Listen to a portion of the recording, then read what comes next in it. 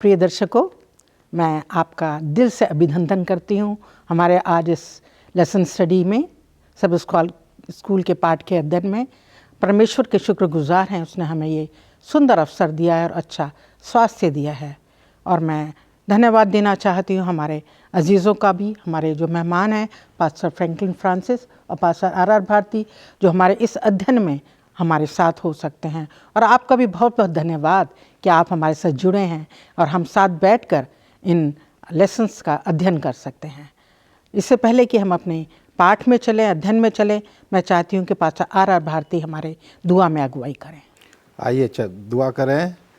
ज़मीन और आसमान के बनाने वाले परमपिता परमेश्वर, इस दुनिया के सृष्टिकर्ता, हमारे मालिक, हमारे परमेश्वर, हम अपने आप को तेरे हाथों में समर्पित करते हैं कि प्रभु हम इस पाठ के द्वारा जो आज सीखने के लिए जा रहे हैं, तेरे पवित्र वचन यशायाह की किताब से भविष्य में होने वाली घटनाओं के बारे में परमेश्वर तू हमारी अगुवाई कर।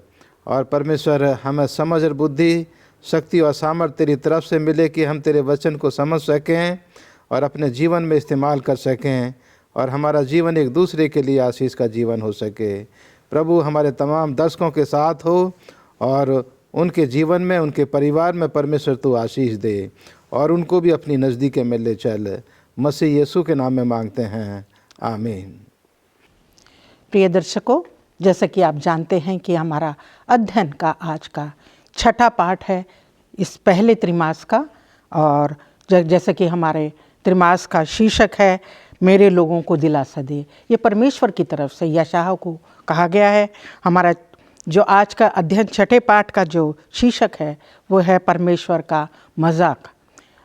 प्रिय दर्शकों, मैं आपसे चाहूँगी कि आप भी अपने बाइबल को खोल लीजिए और हम याद वचन को पढ़ना चाहेंगे, जो कि यशायाह की किताब उसकी 25वें अध्याय की 9वीं आयत से लिया गया है। और बाइबल में इस तरह लिखा है, देखो हमारा परमेश्वर यही है, हम इसी की बाट जोते आए हैं कि वह हमारा उद्धार करे। यहोवा यही है, हम उसकी बाट जोते आए हैं, हम उससे उद्धार पाकर मगन और आनंदित होंगे। परमेश्वर के वचन के पढ़े जाने और सुने जाने पर आशीष दे। दर्शकों, जैसा कि आप जानते हैं कि हम यशायाह की पुस्तक का अध्ययन कर रहे हैं और आज खास जो हमारा विचार विमर्श का अध्याय होंगे वो होंगे 13 और 14। और ख़ास विषय जो है बेबीलोन है। एक बेबीलोन जो एक राष्ट्र है जिसके विषय में हम सीखेंगे और अध्ययन करेंगे। बेबीलोन जो है, जैसा कि बाइबल में इसका बहुत बारी वर्णन आया है और ये एक घमंड को और एक गर्व को जो है प्रतिबिंबित करता है। हम देखते हैं कि जो गर्व को अगर हम देखें, घमंड, बाइबल बताती कि परमेश्वर को जो है घमंड पसंद नहीं। वो नहीं चाहता कि कोई घमंड करे, क्योंकि हमारा परमेश्वर सबसे ज़्यादा समर्थशाली है। अगर हम अपने अध्ययन में चलेंगे, देखेंगे, सीखेंगे, अगर हम लोग अपने जीवन को देखें, कई बार हमारे जीवन में भी ये सब चीज़ें आ जाती हैं। हमारा परमेश्वर नहीं चाहता कि किसी तरह का भी गर्व या घमंड हमारे जीवन में हो, क्योंकि हम परमेश्वर के बनाए हुए हैं, उसकी सृष्टि हैं। हमारे जीवन में चाहे हम अगर अपनी खूबसूरती का घमंड करें, हमारे जीवन में किसी तरह का शारीरिक या कोई भी कार्यकुशलता हम में है उसका हम घमंड करें, या हम जो हमें किसी तरह की धन दौलत हमारे पास बहुत है, वैभव है हमारे पास, उसका हम घमंड करें, या आत्मिक, हम जब आत्मिक बातों में जब हम ज़्यादा हो जाते हैं, अपनी सोचते हैं कि हम सबसे धर्मी हैं, ये सब चीज़ों का घमंड करना परमेश्वर को पसंद नहीं। हमारा परमेश्वर सबसे ज़्यादा सामर्थी और वही परमेश्वर है और उसके सामने हम नम्रतापूर्वक आएँ, अपने घम को किसी तरह का भी ना करें। और इन्हीं बातों को आज हम इस छठे पाठ के अध्ययन से सीखेंगे और आप हमारे साथ रहें। आइए हम चलेंगे आज के अध्ययन में, जबकि रविवार का हमारा शीर्षक इस प्रकार से है, राष्ट्रों पर कयामत। मैं पास्टर फ्रैंकलिन के पास चलना चाहती हूँ और उनसे जानना चाहेंगे इस बारे में कि एक प्रेमी परमेश्वर अपने लोगों को दंड कैसे दे सकता है। हम रविवार के पाठ में हैं और जैसे कि मैडम ने हमको ये बताया कि इसका शीर्षक है राष्ट्रों पर कयामत। और जो प्रश्न जो है मैडम आपने किया है कि हमारा प्रेमी परमेश्वर जो है हमें दंड कैसे दे सकता है, उसमें हम थोड़े देर में आएंगे। पर हम अगर रविवार के पाठ में जाएंगे तो आज यशा 13वें अध्याय पर हम जो है वो मनन करेंगे।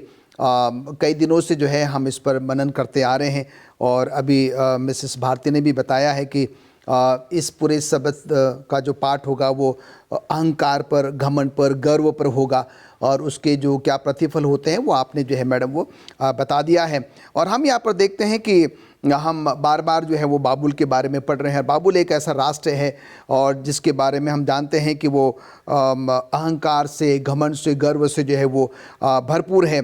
और हम यहाँ पर ये भी देखते हैं जब हम उसके यशा के 13वें अध्याय का अध्ययन करेंगे तो कई बार जो है बाबुल पर क्या करी गई है, वो चढ़ाई करी गई है।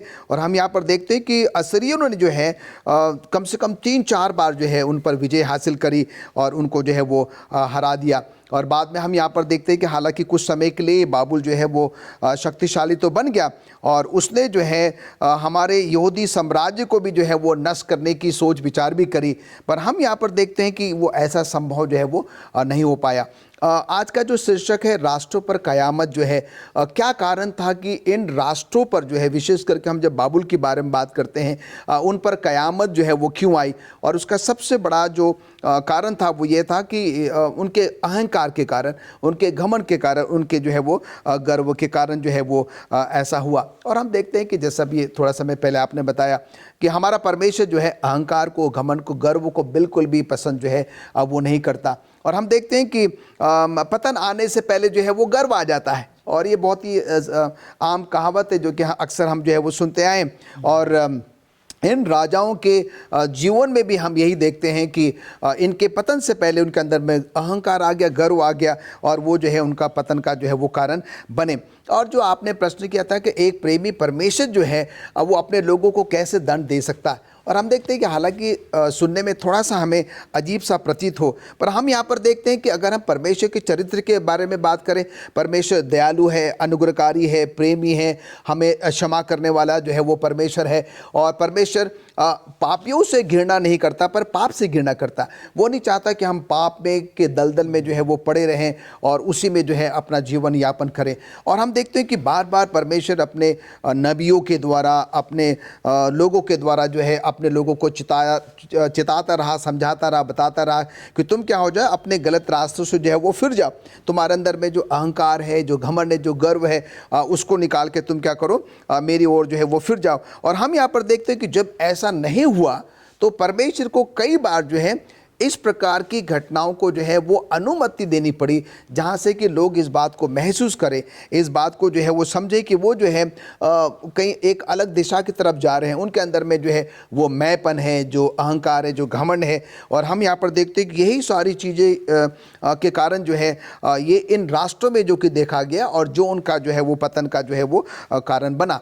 इसके साथ ही साथ आज हमें और आपको भी जो है एक बड़ा सबक लेने की ज़रूरत है। जैसे कि आपने बताया कि कई बार हमारे जीवन में अलग अलग बातों को लेकर गर्व होता है, घमंड होता है कि मैं इस विषय में काफ़ी निपुण हूँ, मैं अच्छा गा सकता हूँ, अच्छा बोल सकता हूँ, या मैं अच्छा दिखता हूँ, मेरे पास बहुत धन संपत्ति जायदाद है, वो तमाम जो संसारिक चीज़ें हैं। पर हम यहाँ पर देखते हैं कि परमेश्वर का वचन आज के सब स्कूल पाठ के माध्यम से मुझे ये बताता है, हम सबों को बताता है कि हमें और आपको जो है अहंकार से, घमंड से और गर्व से जो है अपने आप को बचना चाहिए। जो कुछ भी हमारे पास है उसमें हमें सिर्फ और सिर्फ प्रभु परमेश्वर की महिमा करनी चाहिए। जी, शुक्रगुजार हैं पास्टर। और पाप, ये घमंड जो है उसको एक पाप के नाम दिया गया है परमेश्वर। बिल्कुल, जी। आइए हम चलते हैं सोमवार के अध्ययन में अजीजों, और मैं पास्टर भारती से जानना चाहूँगी कि हमारे दर्शकों को बताएं बेबीलोन का बीता हुआ महान शहर, ये सोमवार के पर्चे का अध्ययन है। और मैं पास्टर भारती से जानना चाहती हूँ महान बेबीलोन के अंत से हमें क्या शिक्षा मिलती है। अभी मिसेज भारती और हमारे तमाम दर्शकों, हम जैसे इस पाठ के द्वारा बेबीलोन के बारे में खासकर बातचीत कर रहे हैं और पास्टर फ्रैंकलिन ने भी थोड़ा सा उसके बारे में बताया कि बेबीलोन शहर जो है उसकी शुरुआत ही, उसका चरित्र जो था शुरू से ही वो घमंड भरा रहा। अगर हम बेबीलोन की उत्पत्ति के बारे में देखें तो उत्पत्ति की किताब और उसके 11वें अध्याय में हम इसकी शुरुआत पाते हैं कि नूह के जो थे वो 3 बेटे थे, सेम, हेम और जापत। और नूह की फ्लड के बाद ये जो जो जल प्रलय आई, उस जल प्रलय के बाद जो है नूह का पहाड़ माउंट अरारात के ऊपर जो है वो आकर के रुका, क्योंकि उस इलाके में सबसे ऊंचा पहाड़ वही था। और जब थोड़ा पानी कम हुआ तो वो लोग उतर करके जो है, पानी सूख गया तब वो अरारात पर्वत की तलहटी में आकर के रहने लगे अपने परिवार के साथ। लेकिन कुछ समय के बाद जब इनकी जनसंख्या बढ़ने लगी तो ये हैमाइट खानदान, जो हैम का खानदान था, वो अपने लोगों को लेकर के, अपने खानदान को लेकर के वो कुछ दूर पर जाकर सिनार देश में वो रहने लगा। और वो सिनार देश ही जो है वो बाबुल के नाम से जाना गया। और वहाँ जाकर के हम देखते हैं कि उन्होंने एक टावर बनाया। इस चीज़ को अपने मन में, अपने मन में सोचते हुए कि अगर दोबारा जो है वो बाढ़ आएगी तो हम इस टावर के ऊपर चढ़ करके अपने आप को बचा लेंगे। तो वहाँ से वो उल्टी सोच शुरू हुई कि परमेश्वर के वो उस वादे को भूल गए जो उन्होंने जो है मेघ धनुष के रूप में दिया कि मैं कभी भी इस दुनिया को पानी से बर्बाद नहीं करूँगा। लेकिन इंसान ने अपने आप को अपने तरीके से बचाने का इंतजाम किया और वहाँ उन्होंने टावर बनाना शुरू किया। लेकिन परमेश्वर नहीं चाहता था कि ये लोग जो हैं वो अपने तरीके से अपने आप को बचाएं, और इसलिए उन्होंने जो है वहाँ हम पाते हैं कि जो दूसरी मंजिल थी उसकी दीवारों पर उन्होंने कुछ चित्र बनाए और वहाँ उन्होंने जो है वो मूर्ति पूजा करने का वहाँ प्रोग्राम बनाया। लेकिन परमेश्वर को वो देख करके दुख हुआ और उसने उस टावर को बर्बाद कर दिया। लोग चितर बितर हो गए, इधर उधर जो है वो सब चले गए। और मैं एक इतिहास की किताब में पढ़ रहा था, मिसेज भारती, कि उन्हीं लोगों में से कुछ लोग जो थे वो हैमाइट खानदान के लोग ही हमारे हिंदुस्तान के सिंधु घाटी के किनारे पर जो नदी है जो आज पाकिस्तान में है उसके किनारे पर आकर के बचे। और उनकी सोच जो थी वो उल्टी रही, वो परमेश्वर के विरोध में ही चलते रहे और उन्होंने आकर के उसी सोच को वहाँ जो है परमेश्वर से हट करके उन्होंने मूर्ति पूजा शुरू की। और आज हम देखते हैं कि ये जो आज पूरी दुनिया में जो परमेश्वर के विरुद्ध जो झूठी शिक्षा पाई जाती है वो कहाँ से शुरू हुई? बेबीलोन से शुरू हुई। और जैसे पास्टर फ्रैंकलिन ने बताया कि उस बेबीलोन का जो है वो क्या असर हुआ, हम देखते हैं कि 539 में जो है वो डैनियल के 5 अध्याय में हम पाते हैं कि जब पूरा देश के जो गिने चुने लोग थे, जो बहुत ही प्रमुख लोग थे, जब वो शराब पी करके एक हॉल में इकट्ठा होकर के डांस कर रहे थे, परमेश्वर का कहर उनके ऊपर टूटा। और जो साइरस था वो मादा फारस की फौज को लेकर के उसके ऊपर अटैक करा और उन्होंने तमाम लोगों को जान से मार दिया। खून की जो है नदियाँ बह गईं और बेबीलोन का खात्मा वहाँ से जो है वो शुरू हुआ। और हम पाते हैं कि 331 में सिकंदर ने जो है उसके ऊपर कब्जा करा, लेकिन 198 में जब रोमी लोग वहाँ पर आए उसको कब्जा करने के लिए देखा कि शहर सुनसान पड़ा है। और आज तक भी ये बेबीलोन जो इराक देश में पाया जाता है, उसके ईरान इराक के बॉर्डर पर जो है आज भी वो वीरान पड़ा हुआ है। केवल कुछ इराकी लोग उस शहर के किनारे पर जो है वो आज रहते हैं। तो मैं यहाँ पर बताना चाहता हूँ कि बेबीलोन एक झूठी शिक्षा का केंद्र है। बेबीलोन जो है आज एक सिस्टम को दिखाता है और जहाँ से झूठी शिक्षा शुरू हुई और वो झूठी शिक्षा आज भी परमेश्वर के विरुद्ध में आज भी इस दुनिया में पाई जाती है। लेकिन जिस तरह से बेबीलोन बर्बाद हुआ उसी तरह से ये झूठी शिक्षा का सिस्टम जो बेबीलोन को दिखाता है, आने वाले दिनों में ये परमेश्वर की भविष्यवाणी है। यशायाह की किताब उसके 13 अध्याय की, और यहाँ केवल मैं एक आयत पढ़ रहा हूँ कि उस नगर के राजभवनों में हुंडार और उसके सुख विलास के मंदिरों में गीदड़ बोला करेंगे और विनाश का समय निकट आ गया है और उसके दिन बहुत नहीं रहे हैं। तो वो झूठी शिक्षा, वो बेबीलोन जो है आने वाले समय में उसके विषय में भविष्यवाणी है कि परमेश्वर उसको नाश करेगा। जैसे बाबल का टावर जो हैमाइट जो नूह के लोगों ने बनाया, नूह के परिवार ने बनाया, जो हैमाइट ख़ानदान के लोगों ने बनाया, परमेश्वर ने उसको बर्बाद करा। और आखिरी दिनों में भी उस सिस्टम को, उस बेबीलोन को परमेश्वर जो है वो ख़त्म करेगा। शुक्रगुजार हैं पास्टर भारती आपका इतने अच्छे संदेश के लिए। आइए हम अपने मंगलवार के अध्ययन में चलते हैं जिसका शीर्षक इस प्रकार से है, पहाड़ी राजा का पतन। पास्टर फ्रैंकलिन आप हमारे दर्शकों को बताएं प्रकाशित वाक्य 12 अध्याय की सातवें से लेकर 9वें पद में एक शक्तिशाली व्यक्ति का वर्णन है। वह शक्तिशाली व्यक्ति कौन है? मैडम, हम यहाँ पर देखते हैं कि जिस शक्तिशाली व्यक्ति के बारे में हम बात कर रहे हैं, जिसका वर्णन जो है हम प्रकाशित वाक्य उसके 12वें अध्याय के 7 से लेकर 9 आयत में जो है वो पाते हैं। और मैं जल्दी से जो है इस व्यक्ति के बारे में जो है आपको पढ़ के बताना चाहता हूँ, क्योंकि हालांकि हम सब इस व्यक्ति के बारे में बहुत अच्छे से जानते हैं। यहाँ इस प्रकार से लिखता है, फिर स्वर्ग में लड़ाई हुई और मिकाएल और उसके स्वर्गदूत अजगर से लड़ने को निकले, और अजगर और उसके दूत उससे लड़े परंतु प्रबल न हुए, और स्वर्ग में उनके लिए फिर जगह न रही। तब वो बड़ा अजगर अर्थात वही पुराना सांप जो इब्लिस और शैतान कहलाता है और सारे संसार को भरमाने वाला है, पृथ्वी पर गिरा दिया गया, और उसके दूत उसके साथ गिरा दिए गए। तो यहाँ पर हम देखते हैं कि मैडम ये सवाल का जवाब हमें जो है वो मिल जाता है, ये इब्लीस ही जो है वो शैतान है। और हम जो है अगर मंगलवार के पाठ में जाएं तो यहाँ पर जिसका शीर्षक है राजा का जो है वो पतन है। और थोड़ा समय पहले पास्टर भारती ने हमें बता दिया कि किस प्रकार से जो है बाबुल के जो राजा थे, क्यों उनका जो है वो पतन जो है वो हुआ है। और हम यहाँ पर देखते हैं कि बाबुल के राजाओं को जो है यहाँ पर शैतान के साथ उपमा की जा रही है। जो हमने उनके जो कैरेक्टर्स, उनके जो चरित्र के बारे में अभी थोड़ा समय जो है वो पहले जो है वो पढ़ा है, और वो सारे चरित्र जो है, सारी विशेषताएं जो है हम जो है वो शैतान में पाते हैं, इब्लिस में जो है पाते हैं। जो मैंने आपको क्या है कि अभी प्रकाशित वाक्य उसके 12वें अध्याय में 7 से लेकर 9 आयत में जो है वो पढ़कर बताया है। और एक आयत हम जो है और भी यहाँ से लेंगे यशायाह की पुस्तक से भी जो है, और हम उसके 14वें अध्याय में जाएंगे। तो यहाँ पर भी हम देखते हैं कि उसी के बारे में जो है वो जिक्र है। अगर हम यशायाह उसका 14वां अध्याय उसके 12 पद से अगर हम देखें, लिखता है कि हे भोर के चमकने वाले तारे, तू कैसे आकाश से गिर पड़ा, तू जो जाति जाति को हरा देता था, तू अब कैसे काट कर भूमि पर गिराया गया। तू मन में कहता तो था, मैं स्वर्ग पर चढ़ूंगा, मैं अपने सिंहासन को ईश्वर के तारागण से ऊंचा करूंगा, और उत्तर दिशा की छोर पर सभा के पर्वत पर विराजूंगा।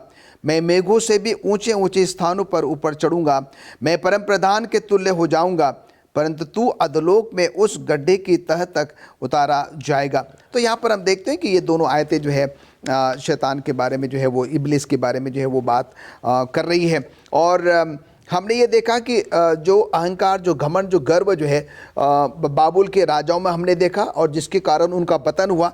और वही चीज़ें हम यहाँ पर देखते हैं कि जो शैतान है, इब्लिस, जिसके कैरेक्टरिस्टिक्स के बारे में अभी हमने जो है वो पढ़ा है। और हम यहाँ पर देखते हैं कि ये स्वर्ग में परमेश्वर का एक बहुत ही अहम दूत हुआ करता था, और इसके अंदर में जो है वो गर्व आ गया, घमंड आ गया, अहंकार आ गया। और हम यहाँ पर देखते हैं कि उसके वजह से क्या है कि उसको स्वर्ग से जो है नीचे पृथ्वी पर जो है वो गिरा दिया गया। ना सिर्फ उसको, पर उसके जितने भी जो अनुयायी थे, जो फॉलोवर्स थे, जो कि उसके बहकावे में जो आगे थे, और हम यहाँ पर देखते हैं कि उनको भी क्या कर दिया गया, नीचे जो है वो गिरा दिया गया। अगर हम एजेकिएल उसका 28वें अध्याय को पढ़ें तो यहाँ पर राजा शोर के बारे में बात हो रही है। और हम यहाँ पर ये देखते हैं कि ये राजा के अंदर में भी बहुत गर्व, बहुत घमंड था, और यहाँ तक तो वो अपने आप को कहता है कि मैं तो ईश्वर हूँ। और हम इन तीनों उदाहरणों को जब देखते हैं, बाबुल के राजाओं को हमने लिया, शैतान को हमने लिया, शोर के राजा को हमने लिया, तीनों में एक ऐसी समानता है, वो है अहंकार, घमंड और गर्व। और इन तीनों में एक सामान्य बात पाई जाती है, और इसके कारण क्या हुआ, उनका जो है वो पतन हुआ, उनको जो है नीचे फेंक दिया गया। हम देखते हैं कि परमेश्वर जो है घमंड को बिल्कुल भी पसंद नहीं करता। और हम सबों के लिए जो एक बहुत ही अच्छा सबक है आज के सब स्कूल पाठ के माध्यम से श्रोताओं, और हम सब जो है हमें एक बहुत ही अच्छा सबक लेना चाहिए कि अगर हमारे अंदर में ये घमंड या गर्व या मैंपन अगर है, तो हमें जो है वो उसको सचमुच में त्यागने की जो ज़रूरत है। क्योंकि ये बातें जो हम पढ़ रहे हैं ये हमें इस बात का संदेश देती हैं, अगर हम जो है वो अपने अंदर में से वो गर्व घमंड नहीं निकालेंगे, तो हमारा भी जो यही हश्र जो है वो हो सकता है। हाँ, पास्टर, मैं देख रही थी कि उन्होंने अपने आप को परमेश्वर के बराबर करना चाहा, उसके तुल्य जाना करना चाहा, और परमेश्वर का अनादर है, इस तरह से जो बहुत अनादर है। जी, शुक्रिया आपका पास्टर फ्रैंकलिन। आइए हम बुधवार के अध्ययन में चलते हैं, और जिसका शीर्षक है स्वर्ग का फाटक। और मैं पास्टर भारती से चाहूँगी कि हमारे दर्शकों में इस बात पर रोशनी डालेंगे कि स्वर्ग के फाटक और देवताओं के फाटक में क्या अंतर है। ये जैसे हम ये अभी सीख रहे हैं, ये एक नई चीज़ जो है अभी सामने आई है, स्वर्ग का फाटक। और इसकी उत्पत्ति के बारे में मैं अपने दर्शकों को पहले बताना चाहूँगा। और इसके लिए हम उत्पत्ति की किताब उसका 28 अध्याय को अगर हम पढ़ें, और ख़ास करके मैं 17-16 आयत से पढ़ रहा हूँ। उत्पत्ति की किताब उसका 28 अध्याय की 16, 17, 18 आयत में, तब याकूब जाग उठा और कहने लगा, निश्चय इस स्थान में यहोवा है, और मैं इस बात को ना जानता था। और भय खाकर उसने कहा, यह स्थान क्या ही भयानक है, यह तो परमेश्वर के भवन को छोड़ और कुछ नहीं हो सकता, वरन यह स्वर्ग का फाटक ही होगा। भोर को याकूब उठा और अपने तकिए का पत्थर लेकर उसका खंभा खड़ा किया और उसके सिर पर तेल डाला। उसने उस स्थान का नाम बेतेल रखा। तो यहाँ हम उत्पत्ति पाते हैं कि स्वर्ग के फाटक की उत्पत्ति जो है वो कहाँ पर हुई, कि याकूब जब अपने माता पिता से दूर जो है वो भाग रहा था, अपने मामा के घर जा रहा था, थक करके वो रात को जब लेटा तो उस रात में उसको सपन दिखाई दिया। और उस सपन में वो देखता है कि एक सीढ़ी जो है वो स्वर्ग से लेकर के ज़मीन तक जो है वो रखी हुई है, और उस पर स्वर्ग के फरिश्ते आ जा रहे हैं। और जब वो जागा तो उसने ये महसूस किया कि ये परमेश्वर का स्थान है, ये स्वर्ग का फाटक है, जहाँ से लोग ऊपर नीचे जो है वो फरिश्ते आ रहे हैं। तो वो था परमेश्वर का फाटक, परमेश्वर के स्वर्ग में जाने का रास्ता। और वहाँ जो है हम देखते हैं कि इस बेतेल का जो इसने नाम रखा, उसका भी मतलब है परमेश्वर का घर। बेतेल का मतलब है परमेश्वर का घर। और याकूब भी कहता है कि ये जो है वो स्वर्ग का फाटक है। तो जो परमेश्वर का घर है उसका फाटक के बारे में हम आज सीख रहे हैं। और दूसरा जो है हम यहाँ पर सीख रहे हैं देवताओं का फाटक, जो हमने बेबीलोन के बारे में हमने सीखा। बेबीलोन जो शब्द है उसका मूल शब्द जो है वो बेबली है, और बेबली का मतलब जो है वो यही होता है कि देवताओं का फाटक। दो फाटक जो हैं आज हमें दिखाए गए हैं, स्वर्ग का फाटक और देवताओं का फाटक। और दोनों के बारे में हम लोग सीख रहे हैं कि जो लोग परमेश्वर पर विश्वास करते हैं वो स्वर्ग के फाटक से प्रवेश करेंगे, परमेश्वर के घर में जाएंगे। लेकिन जो देवताओं के फाटक में और उसकी शिक्षा में विश्वास करते हैं उनका जो है वो खात्मा किया जाएगा, उनका जो है वो उनको ख़त्म कर दिया जाएगा। इसलिए आज दुनिया के तमाम लोगों के सामने ये आज चॉइस है, ये चुनाव है कि वो कौन से फाटक से प्रवेश करना चाहते हैं। शुक्रगुजार हैं पास्टर भारती कि वो परमेश्वर पर अपनी सारी आस्था रखते हुए, उसको अपना आदर और सम्मान देते हुए, तभी हम जो हैं परमेश्वर के उसमें जा सकते हैं, राज्य में। आइए हम अपने गुरुवार के अध्ययन में चलते हैं। और पास्टर फ्रैंकलिन से मैं जानना चाहूँगी कि जैसा कि हमारा आज गुरुवार का विषय है सियोन की अंतिम विजय, नए यरूशलेम का दृश्य कैसा होगा। पास्टर फ्रैंकलिन, आप हमारे दर्शकों को। बहुत ही अच्छा प्रश्न है। और इसके बारे में मैं सोचता हूँ कि हम सब जो है वो जानना भी चाहते हैं, और क्योंकि हम सब उस स्वर्गीय घर में जाना चाहते हैं जहाँ पर कि हम हमेशा हमेशा वहाँ पर प्रभु परमेश्वर के साथ रहना चाहते हैं। अभी हमने यशायाह उसके 13वें अध्याय में जो है वो अलग अलग राष्ट्रों के विरुद्ध भविष्यवाणियों के बारे में जो है वो सीखा है। हम यहाँ पर देखते हैं कि अब यशायाह नबी जो है हमें उस सियोन की अंतिम यात्रा पर जो है वो लेकर जाना चाहता है। और उससे पहले वो हमें ये बताना चाहता है कि यशायाह उसके 24वें अध्याय में कि हम लोगों का जो है वो न्याय कैसे होगा। यहाँ पर जिसका शीर्षक है परमेश्वर पृथ्वी का जो है वो न्याय करेगा। मैं 2-3 आयतें बस आपके सामने जल्दी से पढ़ूंगा और उसके बाद में आपके प्रश्न का जो है वो जवाब दूंगा। सुनो, यहोवा पृथ्वी को निर्जन और सुनसान करने पर है, वो उसको उलट कर उसके रहने वालों को तितर बितर करेगा। और जैसी यजमान की वैसे याजक की, जैसे दास की वैसे स्वामी की, जैसी दासी की वैसे स्वामिनी की, जैसे लेने वाले की वैसे बेचने वाले की, जैसे उधार देने वाले की वैसे उधार लेने वाले की, जैसे ब्याज लेने वाले की वैसे ब्याज देने वाले की, सबों की एक ही दशा होगी। पृथ्वी शून्य और उजाड़ हो जाएगी, क्योंकि यहोवा ही ने ये कहा है। तो यहाँ पर हम देखते हैं कि जब परमेश्वर न्याय करेगा तो उस समय के जो हालात होंगे वो कैसे हालात होंगे। और जो कि आज का हमारा जो शीर्षक है बृहस्पतिवार का, सिय्योन की अंतिम यात्रा जो है, मैं यशायाह उसका 24वें अध्याय के 23वें पद को आपके लिए पढ़ना चाहता हूँ। तब लिखता है कि तब चंद्रमा संकोचित हो जाएगा और सूर्य लज्जित होगा, क्योंकि सेनाओं का यहोवा सिय्योन पर्वत पर और यरूशलेम में अपनी प्रजा के पुरनियों के सामने प्रताप के साथ राज्य जो है वो करेगा।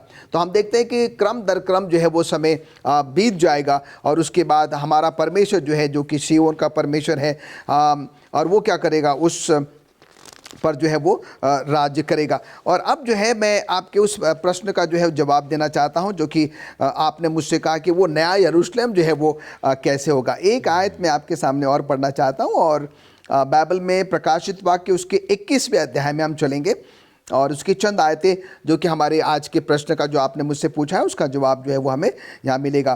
फिर मैंने नए आकाश और नए पृथ्वी को देखा, क्योंकि पहला आकाश और पहली पृथ्वी जाती थी और समुद्र भी ना रहा। फिर मैंने पवित्र नगर के नए यरूशलेम को स्वर्ग से परमेश्वर के पास से उतरते देखा। वो दुल्हन के समान थी जो अपने पति के लिए श्रृंगार किए हुए।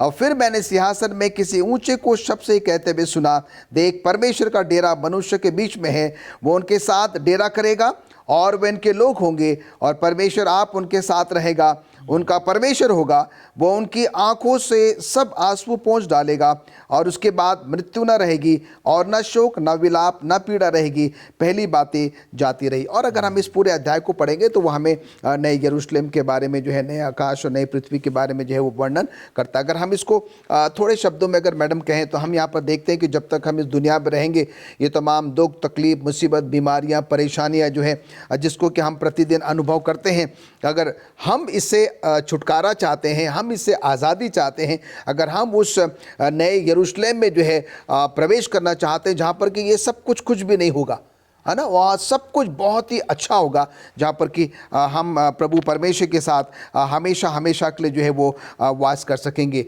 और इसलिए आज के सब स्कूल पढ़ के माध्यम से जो है मैं सबों से निवेदन भी करना चाहता हूँ, और ये हम सबों के लिए कि आइए हम अपने आप को उस स्वर्गीय घर के लिए, नए यरूशलेम के क्या हम अपने आप को तैयार करें, जहाँ पर कि ये तमाम चीज़ें जो आज मैं और आप अनुभव कर रहे हैं वो हम अनुभव नहीं करेंगे, और वहाँ पर हम और हमारे तमाम जो लोग हैं वहाँ पर हमेशा हमेशा के लिए जो है एक खुशी का जीवन जो है वो यापन करेंगे। शुक्रगुजार हैं पास्टर फ्रैंकलिन। और ये सच्चाई है कि जो परमेश्वर के धर्मी लोग हैं उनको जो हम देखते हैं कि यशायाह की पुस्तक में भी और भविष्यवाणियों में भी बताया गया है कि उनको किस तरीके से सताया गया। जो बड़े बड़े राजा हुए उन्होंने बहुत तरीके से उनको सताया, और परमेश्वर आज हमारे लिए इंतज़ाम कर रहा है कि जो जिनको सताया गया, जिन्होंने दिलों को दिन के टूटे, उनको परमेश्वर अपने स्वर्गीय हैकल में लेके जाने के लिए तैयार है, और वो उसके लिए तैयार कर रहा है हम सब के लिए जिनके दिल टूटे हुए हैं। आइए हम शुक्रवार के अध्ययन में चलते हैं, और पास्टर भारती से मैं जानना चाहूँगी वो बताएं हमारे दर्शकों को हमारे लिए उद्धार प्राप्त करने के लिए क्या शर्त है।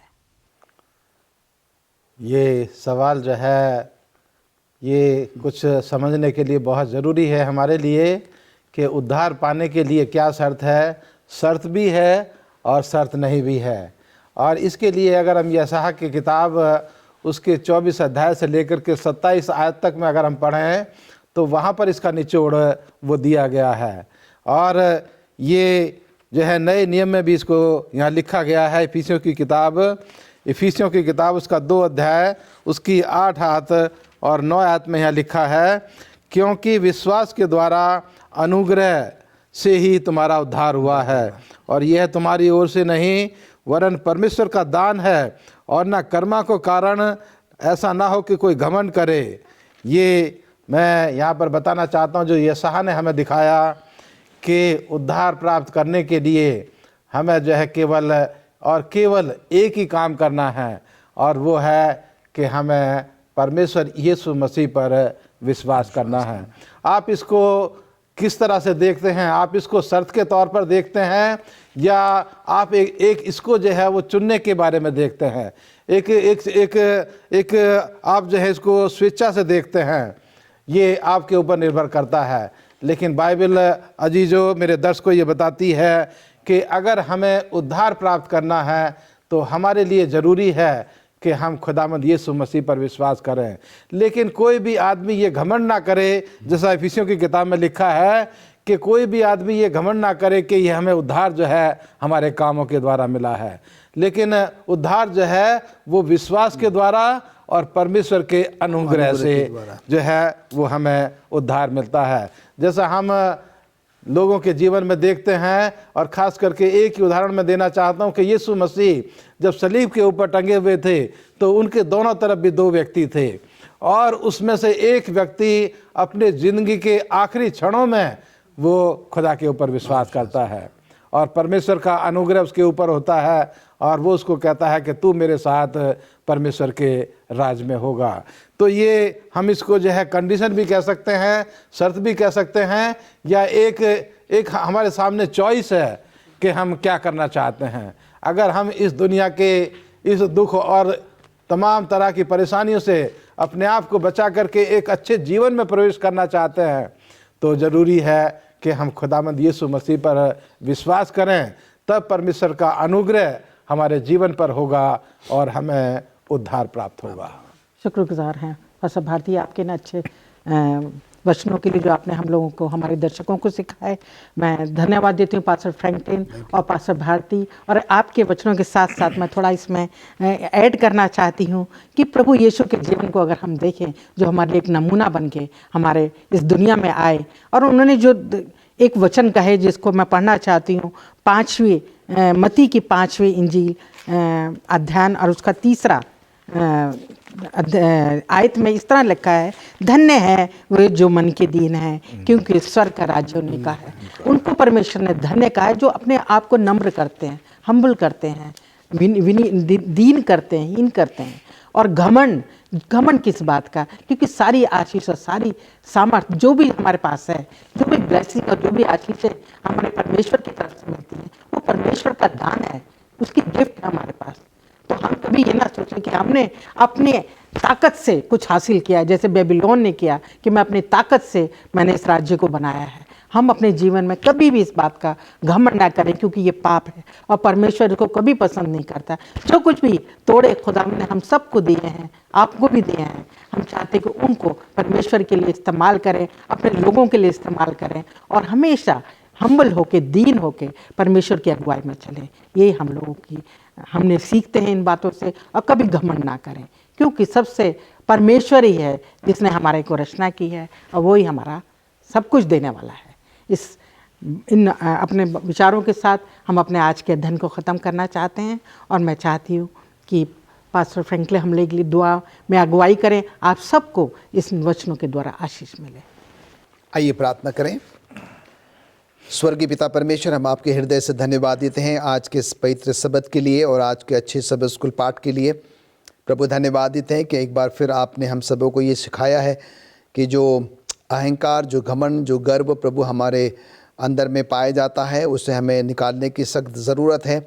प्रभु आज के सबत स्कूल पाठ के दौरान हमने ये भी सीखा है कि जिन जिन लोगों ने प्रभु अहंकार या घमंड या गर्व जो है दिखाया और उनका कैसे पतन हुआ, प्रभु बार बार आप अपने वचनों के द्वारा हमें आगाह करते हैं, सचेत और सावधान करते हैं। और आप नहीं चाहते प्रभु कि हम में से कोई भी नाश हो। और हमने ये भी सीखा है प्रभु कि अगर हमारे जीवन में किसी भी बात को लेकर कोई घमंड है, कोई गर्व है, प्रभु उसको निकालने में आप हमारी मदद करें कि हम अपने आप को दीन बनाएं, नम्र बनाएं और अपने आप को पूरी तरीके से प्रभु आपको समर्पित करें और हर एक बात में प्रभु आपका शुक्रिया अदा कर सकें। पुनः प्रभु आज के अच्छे सबक स्कूल पाठ के लिए और आज के अच्छे सबक के लिए प्रभु हम आपका लाखों लाख धन्यवाद देते हैं। धन्यवाद देते हैं कि आपने हमारी प्रार्थनाओं को सुना है। प्रभु यीशु मसीह के नाम से मांगते हैं, आमीन। आमीन। आमीन।